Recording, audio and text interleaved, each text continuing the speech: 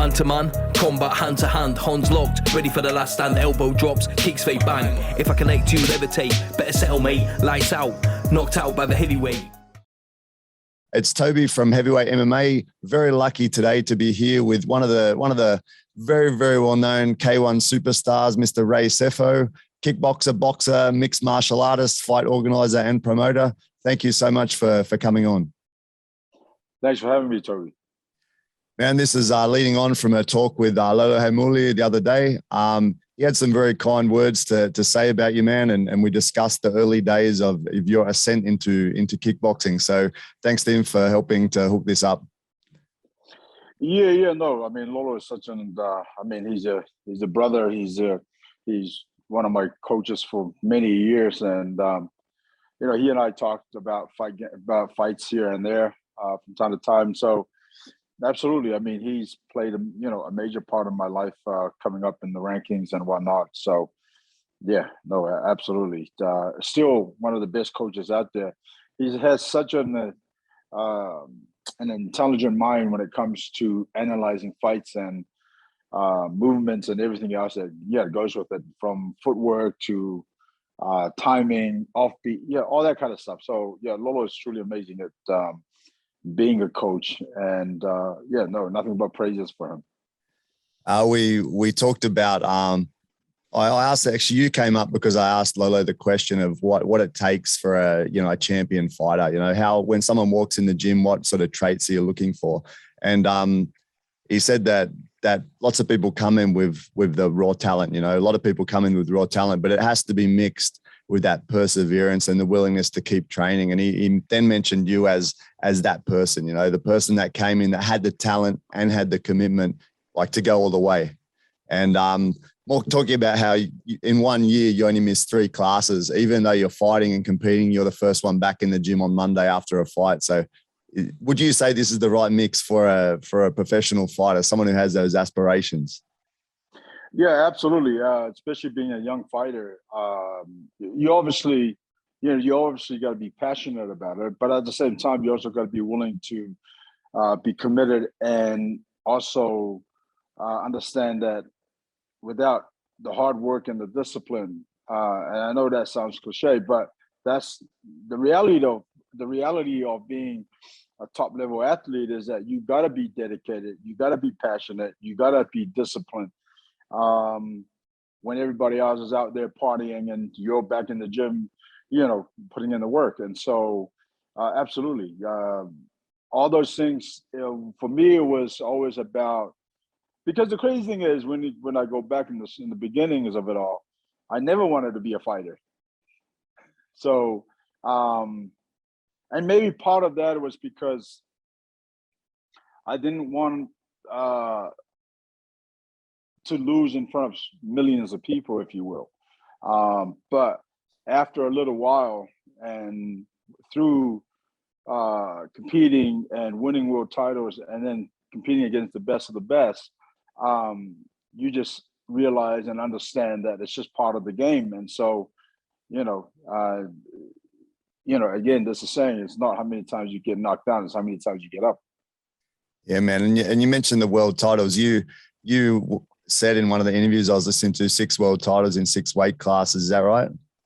That's correct. Yes. And talking to Lolo again, it's interesting the way things have changed so much, like with internet, with coaching and obviously his progression, right, your progression together. He was talking about that in the early days, he was training you and then your skills started to surpass his. Your knowledge of the fight game started to surpass his. So he had to kick into gear, like how to catch you. And it's not like now where you can just jump on the internet and look at a million videos at the click of a finger. He had to somehow get videos from Thailand, etc., and start to stay up late studying fighting to try and keep up with you and try to still, coach you and teach you to get to a higher level. It's an interesting change over the years, man.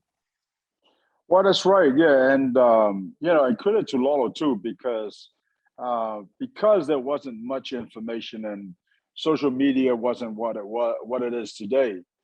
He really did a lot of work trying to, because I remember he and I were sitting at his house in his apartment, and he was digging through tapes and whatnot. So again, yeah, credit to him. And I guess that's the reason why he's such a great coach, is because he was prepared to do the work by, trying to get as much information, as much video tapes or whatever there is to get his hands on, so that he could not only learn from all those tapes, but also be able to pass that information on to myself and the rest of the team. Yeah. Also, Ray, just thinking about the changes and everything, like now you want to see a Ray Sefo fight, no problem. Jump on the internet, Ray Sefo fight, and you get 100, so many things you can watch, not quite 179 fights. You get many, many fights to watch. But back in the day, to be able to watch your fights, I actually remember in Sydney, Australia, we'd go to like this little Japanese shop. You get these little VCDs. You could get K1, you could get K1 Max, you could get Pride as well, and this was the only way you could get it. It wasn't like widely distributed, right? It was a different world, so it wasn't like easy for like to get all these tapes of people, right?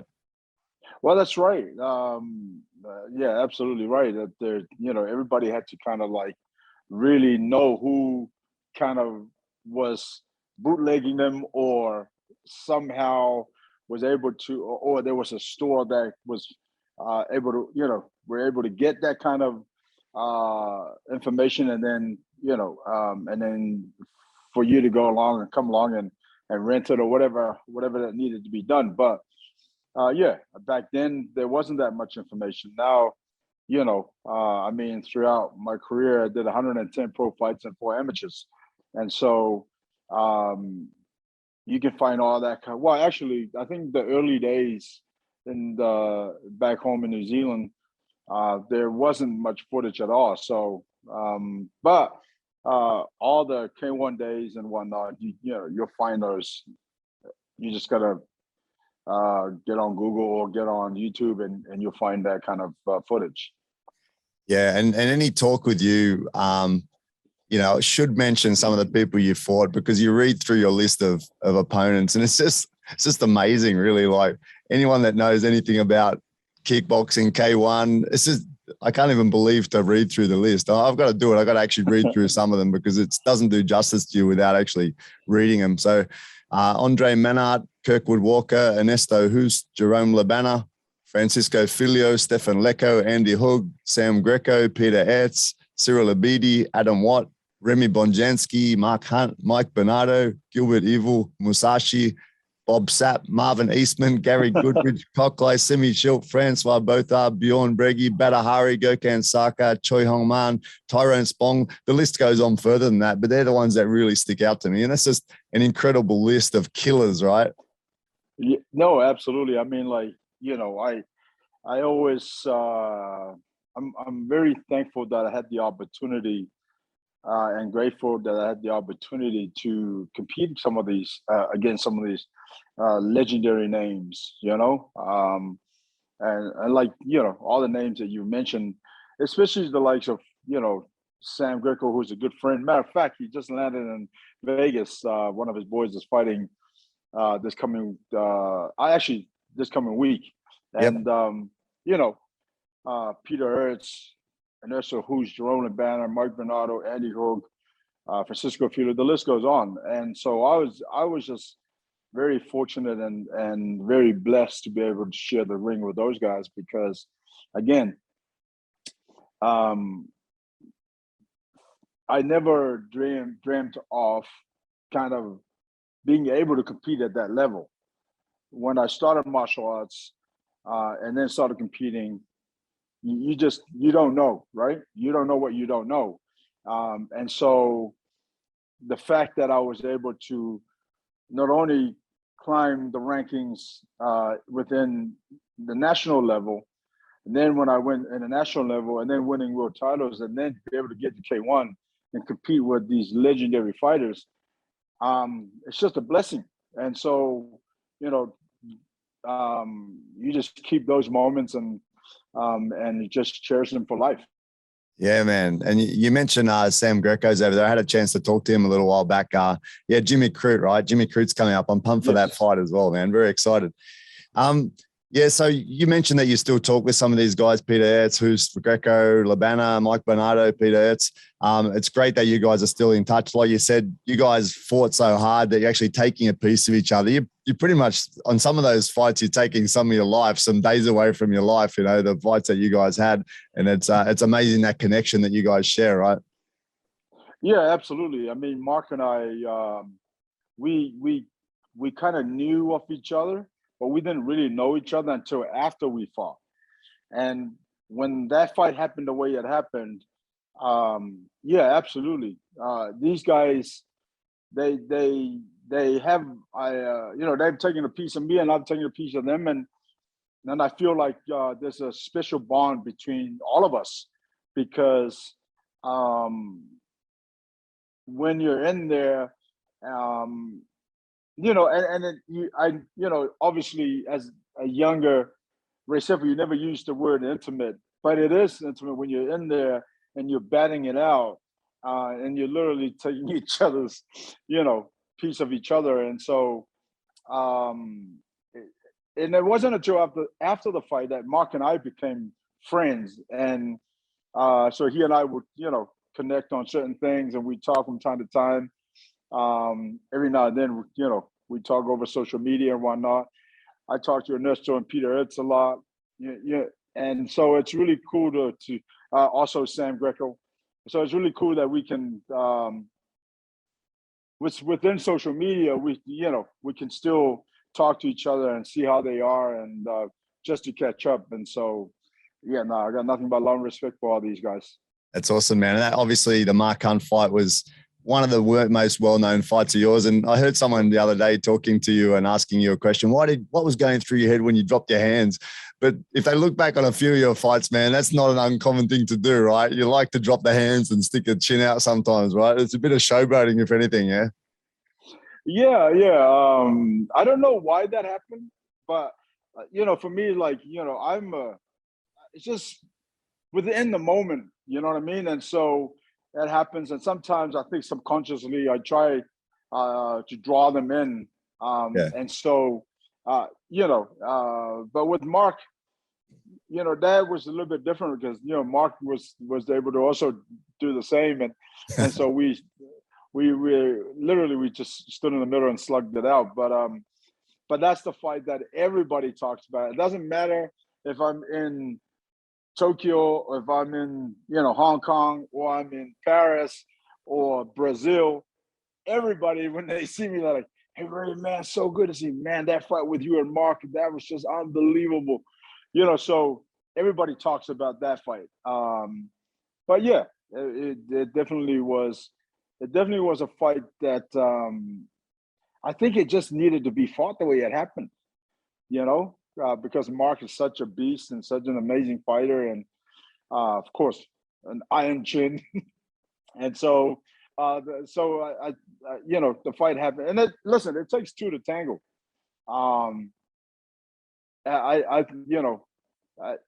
Even though I won the fight, but I think we both won that fight. Just the way the battle happened, and the way the way people enjoyed it. So in that sense, I think we both won. Yeah, man. I mean, we all enjoyed it. And obviously the Japanese public love that sort of fight as well, right? Right. Exactly. Now, looking way back, starting from when you came up, man, you're of Samoan descent, but born in Auckland. Family of 7 boys and 2 girls, man. That's a huge family. You must have come out fighting for stuff, right? I think I did. That's crazy. And you started martial arts around 5 years old, I heard you say, right? Yeah, so my dad handed me my first boxing gloves when I was 5. Yeah. And so my brothers and cousins and family and friends, everybody boxed at that point in time.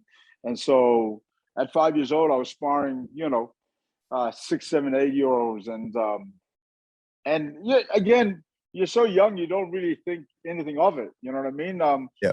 And I got to give it to my dad, because it wasn't like he was trying to push us to into fighting or into martial arts. He just wanted to teach us so that we could be able to, defend ourselves, if you will.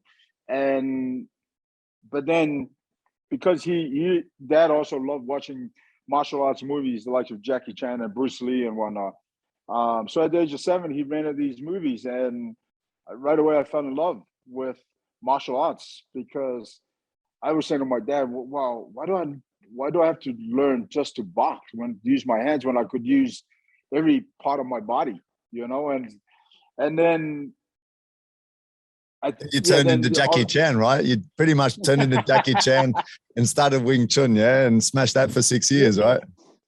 Yeah, exactly. And you know, and then the Wing Chun, and then from that, after 6 years, I switched to Muay Thai, and really it was then that it allowed me to have an open mind, how martial arts, that everything that you do, or every martial arts mattered, and every martial arts has its own strengths and values that you know, that makes a complete mixed martial artist. And so I mean, I didn't learn to wrestle until I joined Randy's gym. Randy had Extreme Couture, and that was back in I want to say 08, 09, something like that. And so, you know, then I started grappling and whatnot, and just last year started doing, or earlier this year started doing gi jiu-jitsu with one of my good friends, Ronnie Marks. But yeah, it goes going back then, when I switched to Muay Thai, I realized that because when I was doing Wing Chun, I had a closed mind. Like people would say, "No, my martial arts is better," and then I'll be like, "Well, no, Wing Chun is better."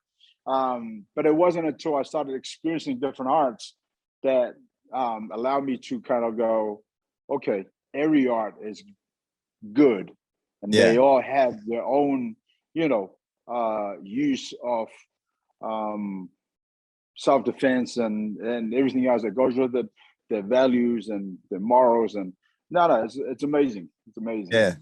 No, it's interesting that you did Wing Chun for so long. And I just talking to Lolo, and you see the current New Zealand fighters, everyone's got like a link back to China, you on your own sort of, and then you've got Sefo Philip Lam taking the guys to China, and there's just so much connection to the old Chinese sort of styles. It's interesting to me, man.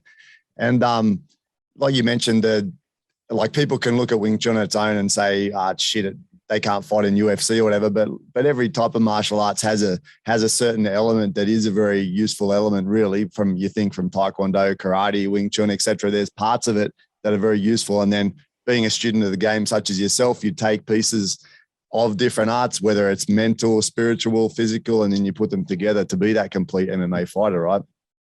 Yeah, no, exactly. And that's where MMA, mixed martial arts, it's its own art nowadays, you know, because to be able to compete in MMA, you got to be able to wrestle, you got to be able to train jiu-jitsu so you can understand the submission side of it. Of course, boxing, kickboxing.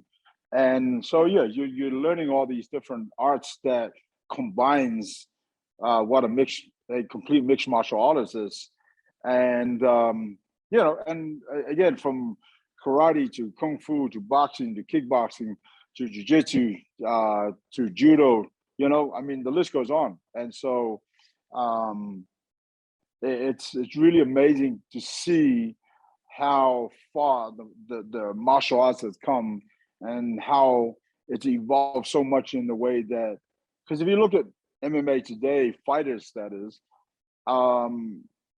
they would destroy MMA fighters back in '93 when it first started, because everybody now knows how to defend a takedown or how to wrestle. Everybody knows how to scramble and get back to their feet.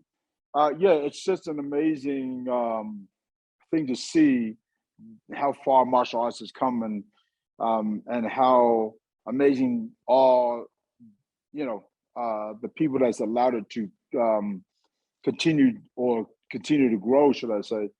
So it's really amazing to see. And again, mixed martial arts is such a young sport that that it's still growing, and it's just going to get better and better.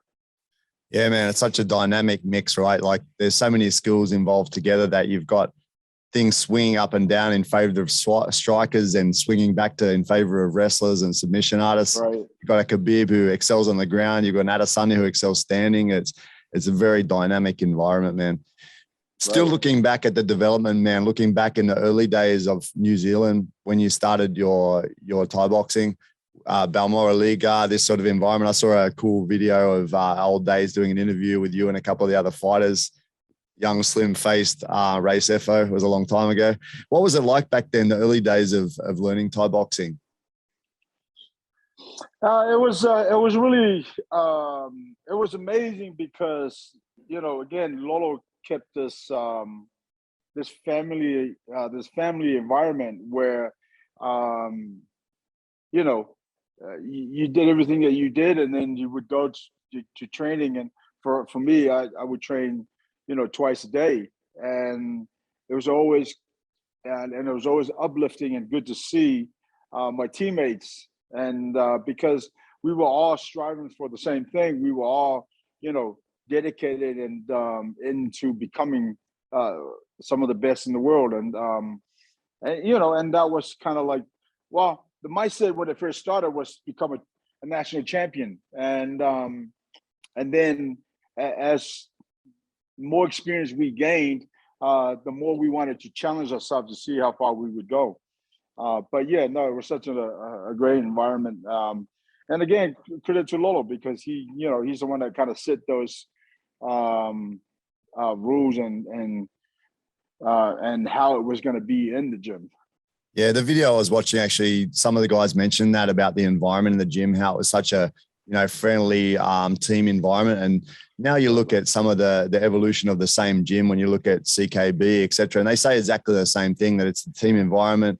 Dan Hooker the other day was saying that it's not about like these couple of guys that are fighting. It's about the big team. And for them to, he was talking about relocation. He said for them to relocate the same environment and have the same thing, it'd be thousands of people because the network of whether it's the fighters, the people that just train, the training people's families, everything, the whole support system is what makes CKB. It's not one or two fighters. It's just such a big, you know, team environment. Probably same thing. I think it's probably come from Lolo, et cetera, in the gym. Yeah. Yeah, no, that's right. And you know, one thing also with our gym is like it didn't matter who you were, whether you were a poor guy, a rich guy, white, black, you know, brown. It didn't matter who you were welcome to the gym. And if you wanted to train, you know, everybody was there to help, especially if you were training with the pros as well.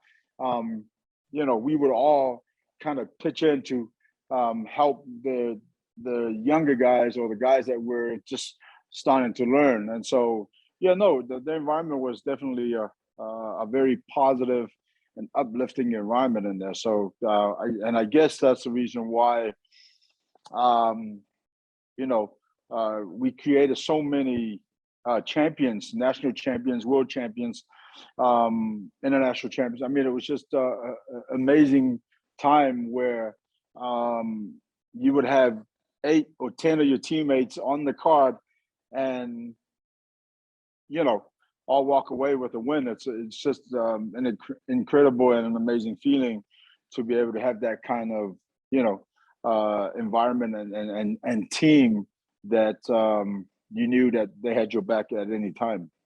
Yeah, and talking about that, Lolo mentioned about the goal setting, that after around 6 or so fights, you had the goal set of becoming a world champion. And after another 6 or so, you actually achieved that. And then you guys, like, I mean, you're coming from New Zealand. Next thing you know, you're in Japan fighting in K1, massive crowds. You've said yourself these golden days were so special to you, and the memory of it all amazing.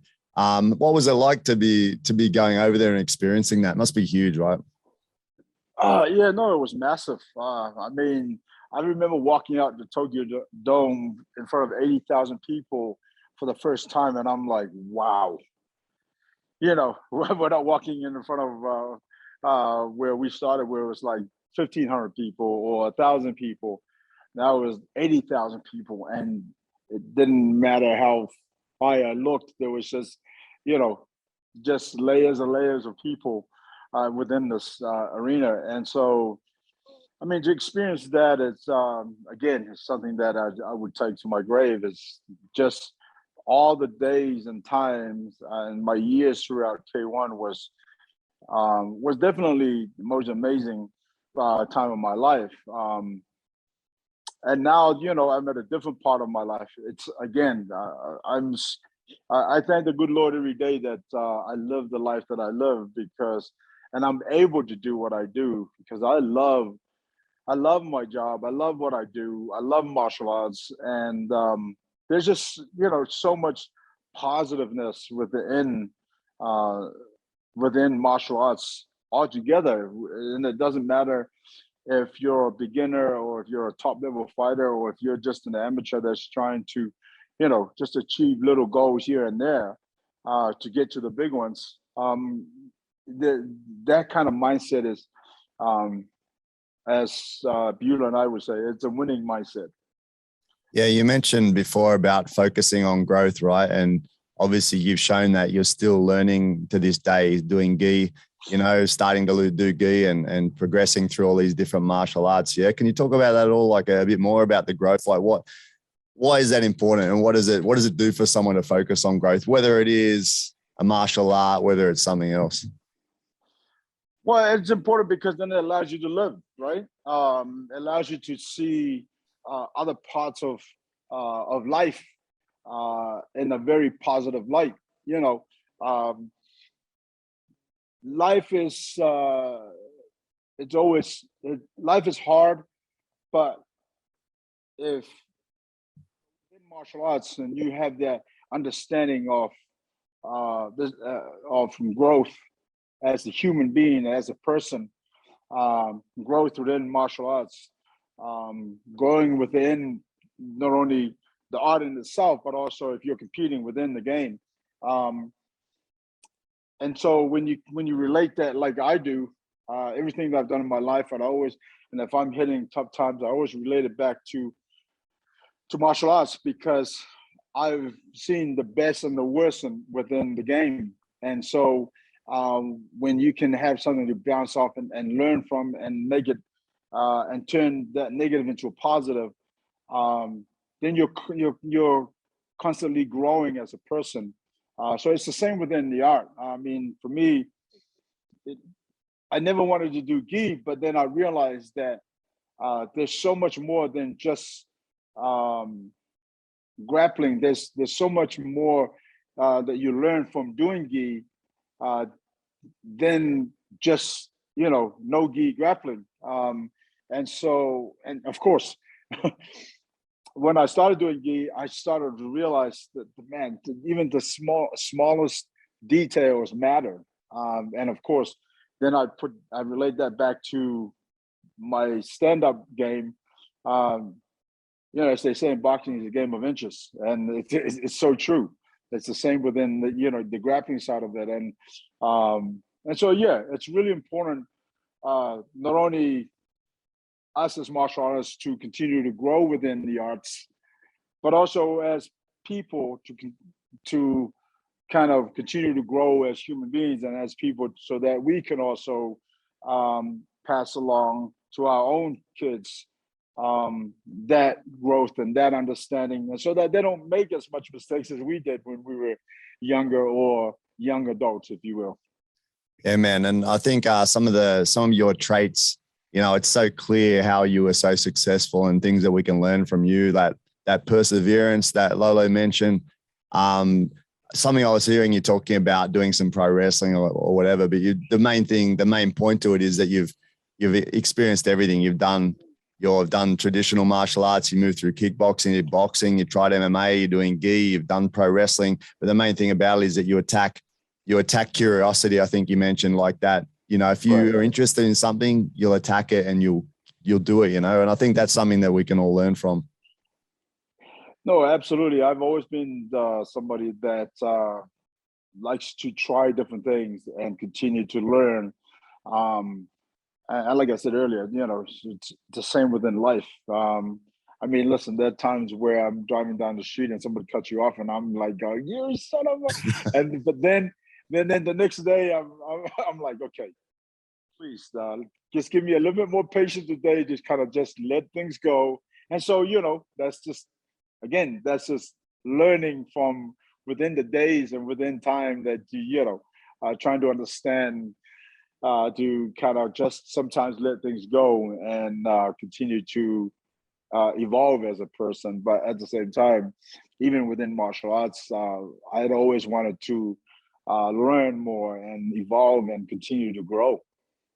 Yeah, man. And just another question which I have, which I think I must know the answer to already, because I experience it every day myself, is you must miss the highs of being a top competitor in the world, man. Because me being a low-level amateur competitor, I would say on a daily basis almost think about that I wish I was fighting and different things. So someone that's achieved what you've achieved, you must still have that feeling inside, right? The funny thing is, and maybe because I'm still within the game, obviously not competing, not the competition side, but I'm still within the game, and so I don't feel like I've actually stepped back or have gone away from it. And I still train, every day. I coach and I still train every day. I still spar 2-3 days a week. So maybe that's the reason why I don't miss competing, because I'm still within it. But yeah, there's no feeling like it, because I've said this before, that I think the most loneliest time for a fighter is standing in that hole at the back and waiting for your music to come on, and there's no turning back. There's you can't do nothing other than now you got to walk down that aisle and face whoever's across the cage from you. And so it's an amazing feeling. And again, I think part of me not missing that part is because I'm still within the game. I'm still waiting. Like, I coach as well. Myself and my business partner have a league, PFL, fight league. And so I don't miss it as much. That being said, every time that somebody says, "Hey, Ray, would you fight so-and-so?" I say, "Hell yeah." Yeah, What man. I mean? Of course, they pop up, especially with all these celebrity matches popping up, man. You could jump right in the mix, especially because you're training. Exactly. And exactly. yeah, man. And what you mentioned rings true about the lonely place, man. I've recounted it a few times, sitting in a change room before a fight, looking out the window, saying to myself, "What the fuck are you doing?" It's really funny, because my brother Ronnie and I, we laugh from time to time, because when he's fighting or when I'm fighting, we're both in each other's corners. And there's a time in the changing room where you're sitting there, and then I just look up and Ronnie's looking at me and I'm looking at him. And it doesn't matter if it's him fighting or me fighting. We just look at each other and we both laugh, because we know exactly what we're thinking. We're going, "Why the fuck are we doing this?" Well, you know what I mean? And so, yeah, and then you go, "Okay, time to go to work." Yeah, it makes sense that especially what we're talking about, the fighting, that you get to supplement the old feeling a bit by being involved in fighters, be it working in the corners, etc. Who have you worked with of note in the corners? I've seen you pop up here and there, but I can't quite remember which sort of MMA fighters have you worked with of late. I normally throughout the last 10 years, Brad Tavares has been, he and I, he's like a little brother to me. Well, it's funny because some people, he'll go to somewhere for dinner and he'll walk in there and the waiter will be like, "Hey, your dad was just here." And Brad's like, my dad? And then right away, he's like, "Oh, I get it." So yeah, Brad. I don't coach as many people today because I'm so busy. But right now, as it stands today, it's Brad, Cheyenne. Cheyenne's got a fight coming up next week. And JP, who else? She's and Roman. And so only a few people that I work with nowadays. And every now and then, a couple of outfighters will come to the gym. The likes of Bruno Capelosa, who just won the heavyweight title.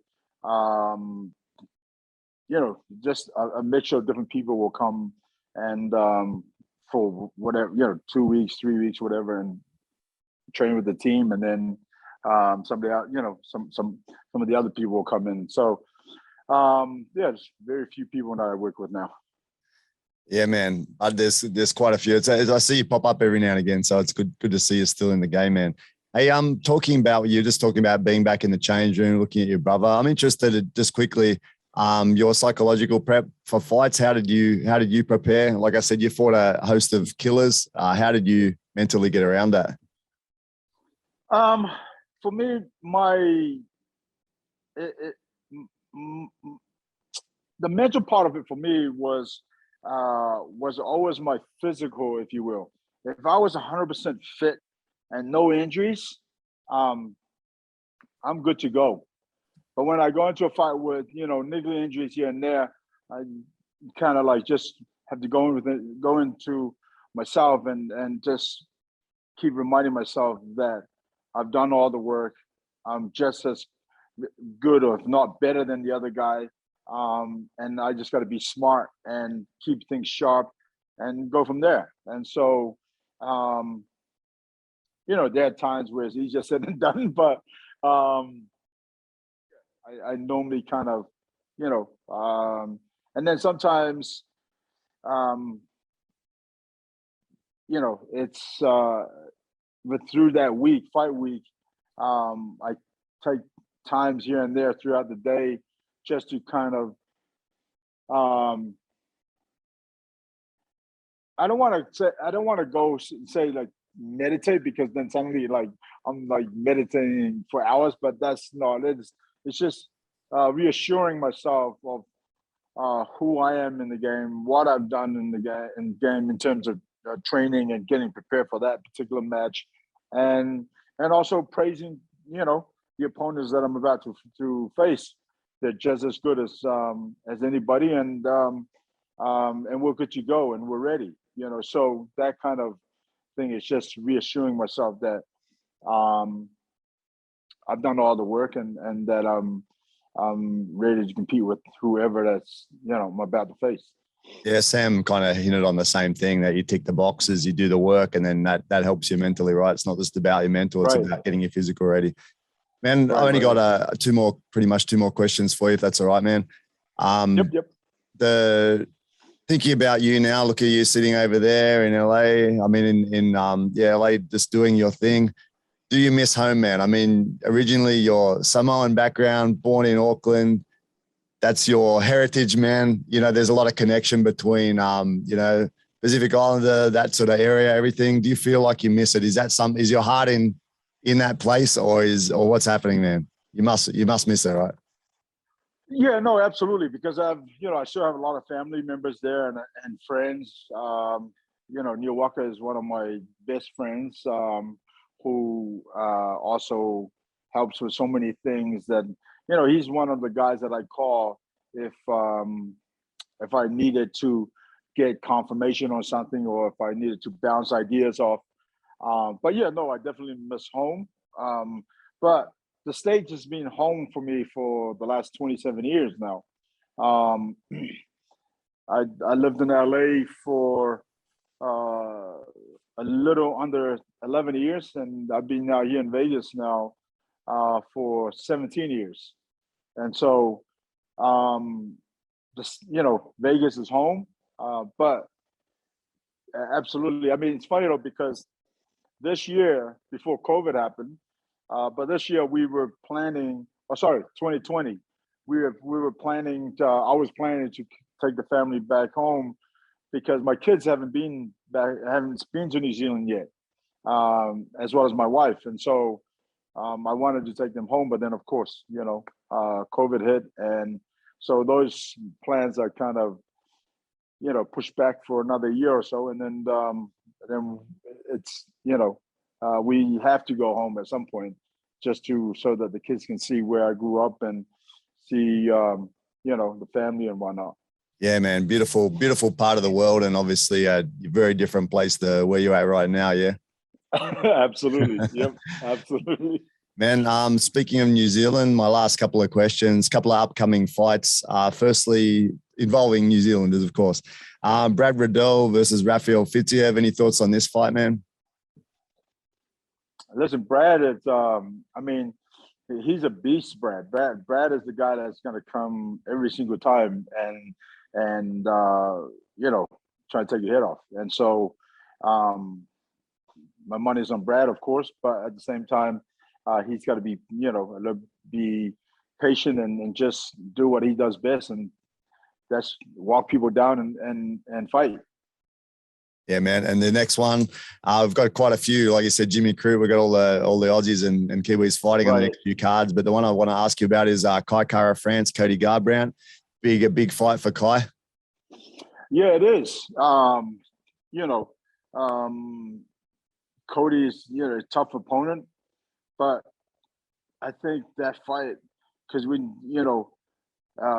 Kai has fought some good fights and some good wins, and Kai is also not afraid to bang it in the middle of the cage, and so I think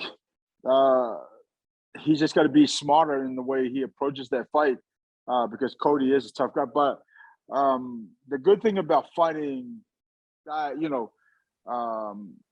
upper level, if you will, is that, and the only reason why I say that is because, Cody's been a world champion, a former world champion, and he's been in there with some of the best.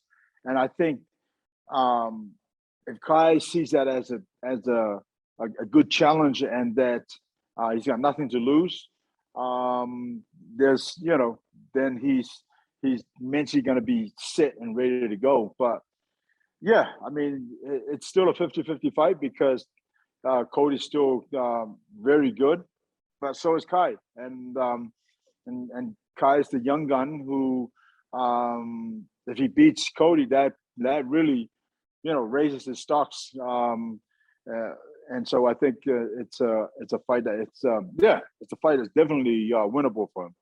Yeah, man, very excited about these upcoming fights. Okay, Ray, I wanted to say thank you very much. It's a privilege and an honor to talk to one of the greats, one of the people that I followed growing up and evolving in the sport myself. So yeah, thank you so much for your time. Thank you so much for all your discussion on all these topics, man. I appreciate you. Thank you for having me.